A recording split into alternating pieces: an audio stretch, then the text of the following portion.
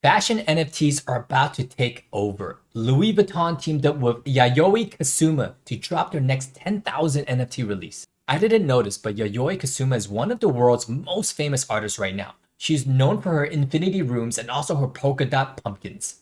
She's launching a second collection with LV. This time she's getting into the metaverse with augmented reality and NFTs. Going on LV's site, you will see the collaboration throughout a lot of the apparel, but there's no description of the NFTs yet. But based off of previous collaborations with Yayoi, they are said to be at a minimum 4 Ethereum drop price. That's about $5,000 to $6,000 in today's Ethereum price. A pretty penny, yes, I know, but we all know how much LV handbags go for. In this time of the economy, a lot of people are looking to hedge their bets against inflation. A lot of people turn to fine arts, fine wines, and yes, now even high-end luxury fashion pieces like watches and purses do appreciate in value. Not saying you should go for this NFT drop or this collaboration with LV and Yayoi, but it does look very promising. Speaking about high-end fashion and luxury watches, well, Takashi Murakami is one of the greatest artists of our time. He's not only known for fashion, but he's known for his sculptures, drawings, and artistic paintings. Well, he's teamed up with Hublot, and this is not the first time. He's done 3 collections before. This will be his 4th time collaborating with them.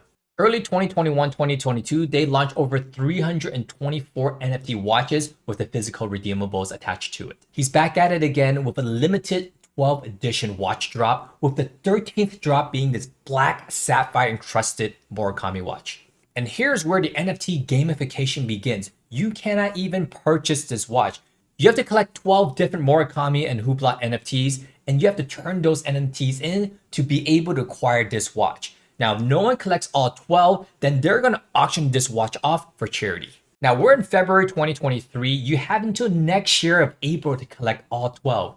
We don't know how much the going prices for these 12 NFTs will be yet. In fact, you can't even buy one of the 12 NFTs unless you own one of the original 324 initial release Murakami and Hublot NFTs. Personally, I have a few high-ticket NFTs that I wouldn't mind trading for a physical asset piece like this Murakami timepiece. And that's because the market for secondary high-end watches is only going to increase. From 2017 to 2022, we have already jumped $800 million in secondary market sales. In the next 4 years, that's looking to double, and I want in on this train.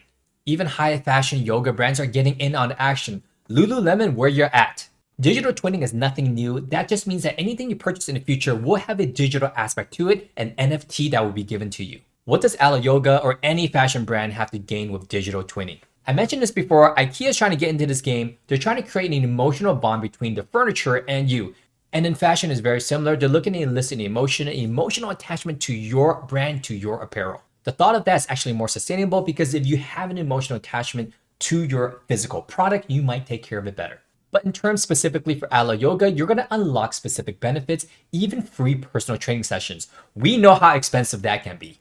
It also grants a private client manager for personal shopping and styling. Now, I hope most fashion brands adopt this. I hope that when you walk into the store in the future, you can have an RFID chip reader that reads what I wear. What I imagine here is I walk into the store, they read my RFID chip that connects my NFT to my physical good, and there's augmented reality mirrors in place.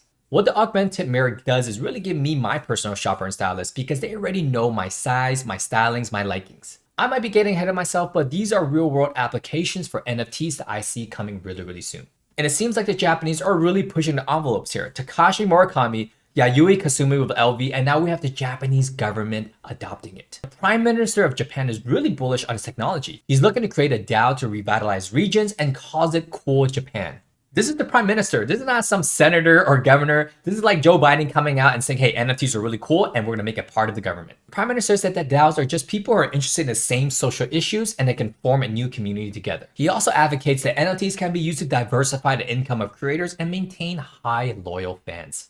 He's also coordinating with tax authorities and the central bank to research the digital yen. Could you imagine you get airdrop your tax refund in the future? They don't even need to send you anything, just airdrop it straight into your wallet. We know that was a big issue here in America. A lot of people didn't get their stimulus checks in the mail or in a bank account. With the blockchain, you can see where it is instantaneously. I'm not going to Japan anytime soon, although I'm going there for my honeymoon, but this does make Japan pretty cool. And lastly, on Yahoo Finance, Roofstock On-Chain sells an Alabama home as an NFT and all purchased through stablecoin. Buying a home through the blockchain is nothing new. It's actually becoming more normalized. But this is the first time that you can leverage that asset and borrow 80% against it. That is right. Not only can you instantly buy a home, you potentially get 80% of it valued by buyers on the other side.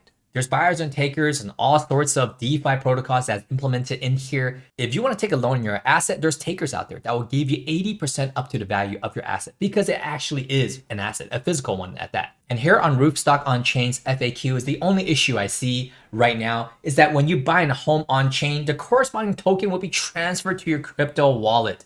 This gives you full custody and ownership of the token. So the token itself owns the LLC, which actually owns the title of the house. The problem I see here is if someone hacks and scams your crypto wallet and transfer the tokens out. You really never sign any paperwork because the LLC owns the title, it owns the property. Whoever owns the token owns the LLC. So you know what? If someone takes your token or you lose your private keys, you are screwed. That is why until that is hammered out, I am not buying any properties online, but it is really cool to see that we are progressing this way.